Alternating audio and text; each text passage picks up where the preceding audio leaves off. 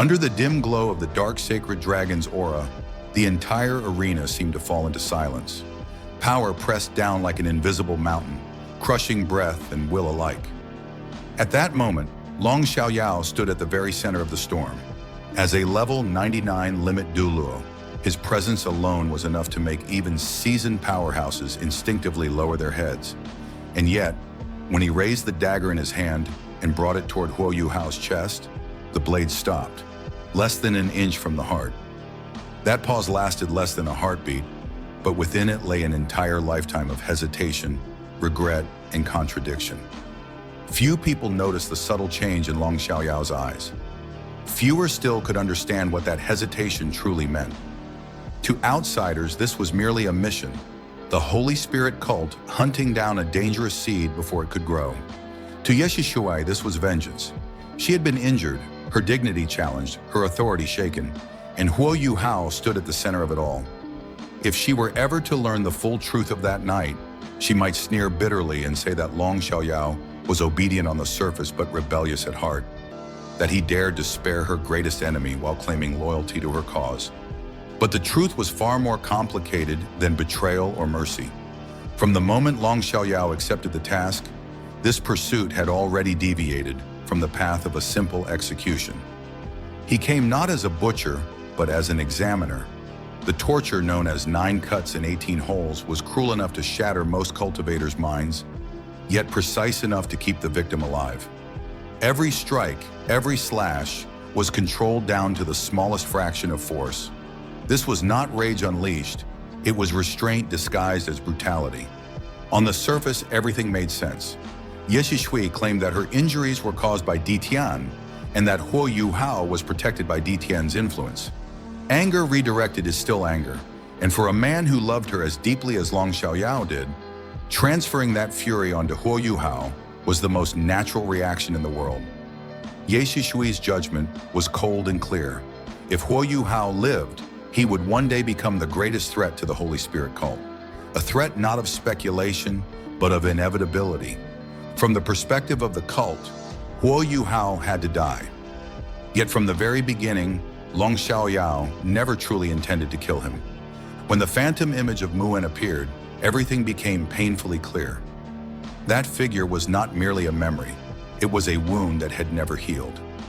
Muwen was not just a former rival, nor merely an old acquaintance. He was Long Xiaoyao's lifelong counterpart, the other half of a legend once known as the Black and White Twin Holy Dragons. Light and darkness, opposition and balance, competition and understanding, these two had defined each other for decades. Huo Yuhao was Muwen's disciple. That single fact overturned the entire logic of the hunt. Long Xiaoyao was a man burdened by too many identities, each pulling him in a different direction. As the Dragon Emperor Douluo, his strength stood at the very apex of the continent. With the dark sacred dragon martial soul, he could suppress Huo Yuhao and Tang Wutong simultaneously without effort. Within the Holy Spirit cult, he and Ye Xishui were supreme elders, figures whose words carried the weight of doctrine and death. As Ye Xishui's guardian and lover, he chose to walk into darkness for her sake. He stood against the so-called righteous path of the continent, not because he believed in evil, but because love had chained him to it. That single decision sealed his fate long before Huo Yuhao ever appeared. As Muwen's old friend, he carried a promise heavier than any cult oath. Though emotional entanglements and opposing camps had driven them apart, the bond between the twin dragons had never truly been severed. Muwen's dying wish did not fade with time. It became a responsibility that gnawed at Long Xiaoyao's conscience year after year. And perhaps most ironically, within the Holy Spirit cult itself, Long Xiaoyao was an anomaly. He was not an evil soul master. Though his martial soul bore the attribute of darkness, it was fundamentally different from the twisted, soul-devouring paths practiced by the cult's lower ranks. In a den of monsters, he remained painfully human. Both he and Muwen had once been victims of the dragon pill. That forbidden power promised transcendence and delivered torment. Muwen's life was shortened by its backlash, his later years consumed by suffering. Long Xiaoyao survived, but survival did not mean escape. He understood better than anyone the true cost of that power And it was precisely because of this understanding that his test of Huo Yuhao was so merciless and so deliberate.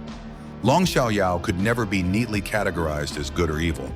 Every action he took was the product of conflicting roles colliding within him, not the result of a single, simple motive. To understand his choice, one must return to the past, to the era when the black and white twin holy dragons first rose to prominence. In their youth, Long Xiaoyao and Muwen were dazzling talents, their opposing martial souls pushing each other to greater heights. Their rivalry was fierce, but it was also symbiotic. Each breakthrough, each victory, was a challenge thrown directly at the other. Everything changed with the Dragon Pill. Power surged, but the price was merciless. Muwen gained strength only to lose his future, while Long Xiaoyao watched helplessly, knowing that he himself was walking the same cursed path. When Muwen finally faced death, clarity replaced ambition. He saw in Huo Yuhao a destiny far greater than his own, a vessel capable of bearing the Dragon Pill's legacy without repeating the same tragedy. Entrusting that hope to Long Xiaoyao was not just a final request. It was the continuation of a shared ideal they had once sworn to uphold, to cultivate strength that would protect the continent, not destroy it. Thus, when Long Xiaoyao's blade hovered over Huo Yuhao's heart, the decision had already been made. Life within the Holy Spirit cult forced Long Xiaoyao to wear countless masks. To the outside world, he was a supreme elder, a pillar of the cult's power. To Ye Xishui, he was a steadfast guardian. Yet beneath those identities lay a man constantly calculating how to reduce harm without exposing himself. The Holy Spirit cult was not a single, unified madness. At its upper levels, figures like Long Xiaoyao operated under rules and constraints, avoiding wasteful slaughter when possible. The doctrine of never wasting resources was twisted, yet it created cracks through which conscience could still breathe. Long Xiaoyao used those cracks to restrain the cult's excesses whenever he could, though each compromise risked discovery by the woman he loved most. His treatment of Huo Yuhao embodied this delicate balance. Publicly, he fulfilled the role of executioner. Privately, he guided events toward a single outcome, creating the precise near-death state required to absorb the Dragon Pill. The dagger avoided the heart not out of mercy, but out of purpose. Muwen had been explicit.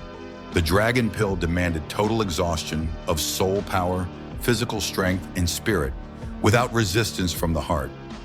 Every moment of agony Huo Yuhao endured was part of that preparation. Cruelty became the disguise of inheritance. Yet beyond obligation, there was judgment. Long Xiaoyao was testing more than resilience. He was measuring character. Could this young man endure suffering without surrendering his ideals?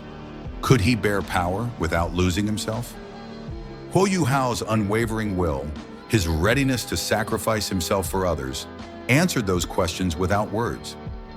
To the Holy Spirit cult, Huo Yuhao was a ticking catastrophe. His growth defied reason. Twin martial souls, divine inheritances, alliances spanning multiple major forces, his very existence threatened to upend the balance of the continent. Ye Xishui's fear was justified. But to Long Xiaoyao, that same potential was hope. By secretly passing on his skills and ultimately transferring his soul power, Long Xiaoyao made his final choice. In one act, he betrayed the immediate interests of the Holy Spirit cult and fulfilled a promise that had haunted him for decades. Helping Huo Yuhao reach the threshold of limit Douluo was not aiding an enemy. It was investing in the future. His reasons for remaining within the Holy Spirit cult until the end were tangled and unspoken. Love bound him to Ye Xishui. Years of compromise blurred his sense of belonging. Leaving outright would invite endless pursuit from the cult and suspicion from the righteous factions alike. And perhaps in staying, he believed he could serve as a final restraint, a brake slowing the descent into complete madness. At the heart of it all lay a tragic triangle. Love pulled him toward Ye Xishui. Brotherhood pulled him toward Muwen. Justice pulled him toward a path he could no longer fully walk. When Ye Xishui demanded Huo Yuhao's death, she was testing the limits of his devotion. Long Xiaoyao's refusal proved that some lines once drawn could not be crossed. Standing at the pinnacle of power brought Long Xiaoyao not freedom, but isolation. He belonged nowhere. Too conscientious for evil, too stained for righteousness, he became a solitary figure trapped between worlds. Every decision carried consequences measured not in personal loss, but in the fate of countless lives. In the end, sacrifice became his answer. As he transferred his soul power to Huo Yuhao, turning his back on the Holy Spirit cult and gazing toward Shrek Academy, Long Xiaoyao whispered Muen's name. In that final moment, relief replaced conflict. The Dragon Emperor Douluo was no longer a guardian, an elder, or a lover bound by impossible choices. He was simply a man keeping a promise. By entrusting his hope to the young man who had survived 9 cuts and 18 holes, Long Xiaoyao freed himself from a lifetime of contradiction. His story was not one of simple redemption or damnation, but of a powerful soul choosing, at last, to let the future be better than the past. And so, when the final echoes of battle fade and the dust of fate settles, what remains is not the victory of good or evil, but the weight of a single choice. Long Xiaoyao lived his entire life standing at the crossroads, between love and righteousness, between loyalty and conscience, between darkness and the faint light he never allowed himself to fully embrace. In the end, he did not escape his contradictions. He carried them to the very last moment and turned them into a final act of responsibility. By entrusting everything to Huo Yuhao, he did not erase his past, nor did he seek forgiveness. He simply chose to believe that the next generation could walk a straighter path than his own. That belief, quiet and unannounced, was his true legacy. Perhaps history will remember him as a supreme elder of the Holy Spirit cult, or as the terrifying Dragon Emperor Douluo. But in that final moment, when his gaze turned toward Shrek Academy, Long Xiaoyao was neither villain nor hero. He was a man who had made peace with his choice and placed his hope in the future.